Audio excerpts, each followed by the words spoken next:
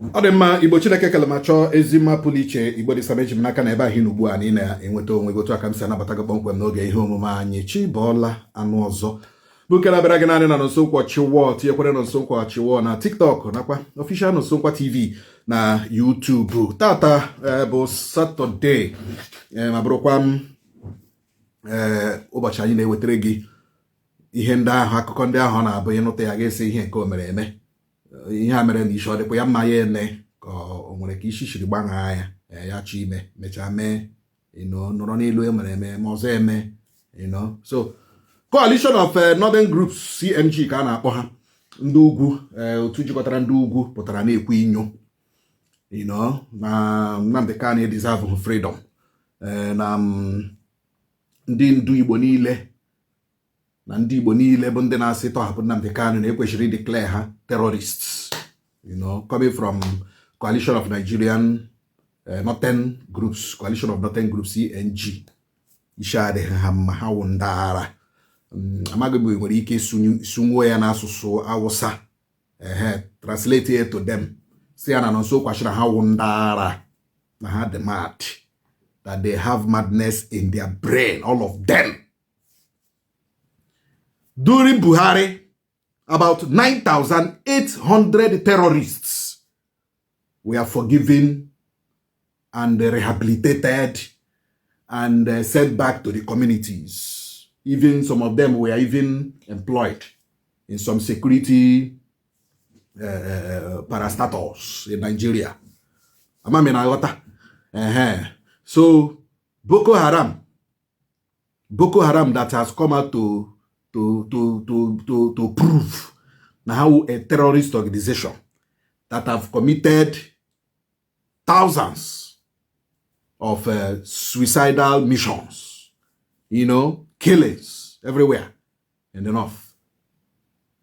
Came with Ike Bayara, see na he repent yala, push her back to the society. For that bachami, ba police, ba civil defense, ba DSS. Now, IPOB that is seeking for the freedom of the marginalized Southeast.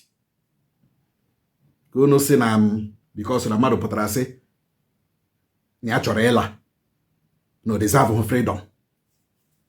We keep saying these things. This place called Nigeria is not really a nation. It's not really a country. Here we business merchandise of the British government. Oboda is a business enterprise for the British. It's not a nation. You got to go? It's not a nation. Until these people are uttered that Eba a nation. Onye dina gawarala onwe. That is the only time I will ekwuola progress and peace and unity. Na got ebe anyị na-eje. Okperechi gị na ndị awụghị ofu. Asụsụ gị na ndị awụghị ofu. Ndị a na-eme ihe ị na-eme. Ndị a na-ekwu okwu ị na-ekwu. Ndị a na-eri nri ị na-eri. Isi m na ha wụ nation. Who is deceiving who? So the coalition of northern groups, unu wụ ndị ara. Mụnwa kwuru ihe, unu wụ ndị ara. Ọ dị mma, njinji jiri kpọmkwem na Kano ebe otu nwaanyị gwara enyi ya nwaanyị ya biko lebawara ya nwa ya anya ebe ọ na-anọghị ya le nwa ya nwa agbọghọbịa ya lebawara ya anya na this neighborhood ka hapụ imebirili nwa ka hapụ ịta nwa ya.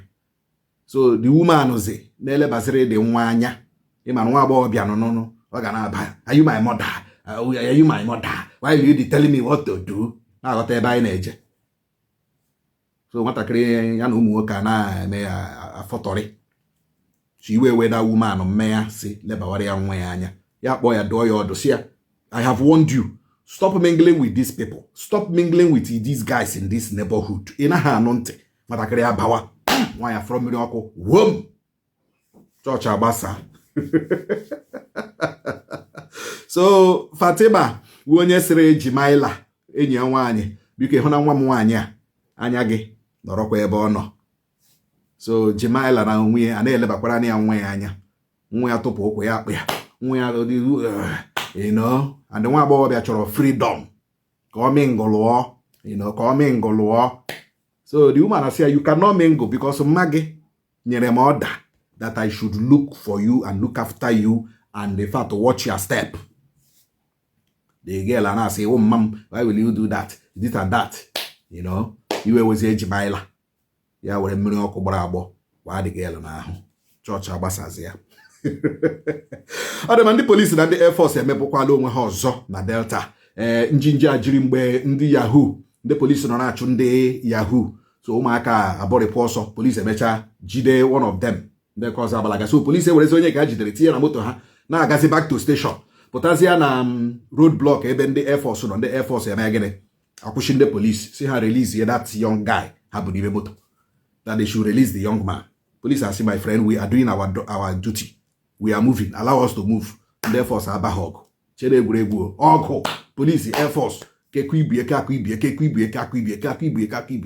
The Yahoo boy, she said that opportunity. Wow. Na Delta kakabe. Odemba. Ebara deka isere no. Awuchiela ndị Air Force a. Na agbaha ajụjụ ọnụ dịka iwu ụlọ ọrụ agha elu si wee dị. Ọ dị ma nwatakịrị Akwukwo Unizik anụwa Achuola ya. Anyị kwuru yesterday, ọ dị follow me yesterday ga-ahụ na Achuola dị ga. So ka ọ dịwa. There is something women don't understand. Agwa ụmụ nwaanyị, whether you are married or not. Agwa ụmụ nwaanyị. Onwe ka ị ga-eshi kpaa agwa nwoke adashi aga ego. I'm telling you. It is natural. Onwe ka ị ga-eshi kpaa agwa, onwe ka ụmụ nwoke ga-esi like agwa. You know, be say they want to sleep with you, but because of otu agba gị dị, they will just say send us send account. Agwa ga amaka na this platform. Agwa ga amaka na this app. Ama me na aghọta. We have been watching you, following you. Agwa gị dị mma. Ihe na-post to dị okay. Ị nwere sense, ị nwere brain. Agwa wo mma nwaanyị, whether married or not. Ọ dị mma. Ọchịchị steeti Anambra agbachiela Okija Shrine. Okija Shrine. Agbachiela ohia agbara ndị ha na Okija. Na ha na-eme oke ite. Ha na-agwọrọ ụmụaka ọgwụ oke ite eji eme Yahoo. And na oke ite anụ a na-agwọ mere kidnapping ji karịa na Anambra, insecurity ji karịa na Anambra. So agbachiela the Okija Shrine. It's a good one. It's a good one. We are not saying that tradition anyị agaghị anọ. Tradition ga-anọ. But when you start using our tradition to commit crime, agbara ga-akụgbu gị. Yes, ishi na iwu dibịa na-agwọ ishigbo ọgwụ. Na-agwọ ishigbo ọgwụ asị dibịa. Gwawa ishigbo ọgwụ asị dibịa. Nyewe ndị mmadụ ọgwụ. Mehere ndị mmadụ ụzọ. Use your talent and use your this thing and be doing things n'ụzọ dị mma. But ọ bụrụzie nke ijie a commit crime, agbara ga-akụgbu gị. A ga-esili ya shrine. Oh yes. Ọmkwurie. Our tradition must stay. Omenala anyị ga-anọ. Ihu arụsị anyị ga-anọ. But when you start using ihu arụsị ndị ahụ, you know, negatively, agbara ga-akụgbu gị. Thank you. Ọ dị mma. Kpọmkwem ụlọ nzukọ omeiwu etiti sineti akụsuola onye isi ndị uwe ojii Nigeria bụ Egbetokon na-ebo ebubo na 3,907 rifles na-efu efu. Olee ebe egbe ndị a nọ? Mana Egbetokon apụtala kwuo na nwekwa egbe dị otu ahụ na-efunu. Mechakwa gwazigharịọzịa ndị sineti si ha biko this investigation ka emee ya indoor investigation ka hapụ ime ya open. Why? But ịpụtara kwuo na enweghị egbe fugenu na ayọrọ ha na sineti biko let us do indoor investigation. I don't understand our people. I don't understand the people we give positions in this country. Yes, egbe na-efu. Please give us time to find out otu egbe shiri fuo. Most of egbe ndị afuru nọcha n'aka ndị bandit. Oh yes, most of egbe ndị afuru nọcha n'aka ndị bandit.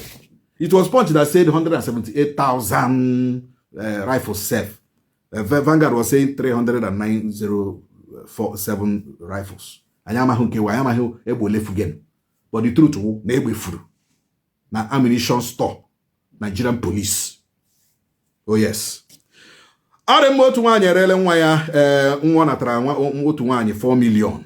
Read the nwa 4 million. Wereze 600,000 nye nwatakịrị nwaanyị mụrụ nwa. The girl sị na onye tụwara ime gbara ọsọ so ya ebugide nwa ahụ mụọ ya. The one woman abịasị ya na o nwere onye n'idiri nwa to adopt.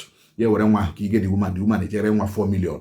wetezere the guest 600,000 chi na just were small money n'ime ego rere nwa ahụ nyezie the huge amount ka ịghọtago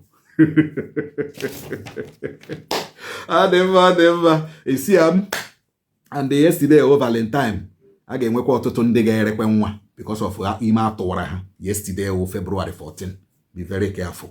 You know, if you cannot take care of a baby, don't open your leg. I will take care of you. No, even if you will get pregnant, I will take care of you. I will take. Mune, turugo dime, gwazaya ni dime. Osaba.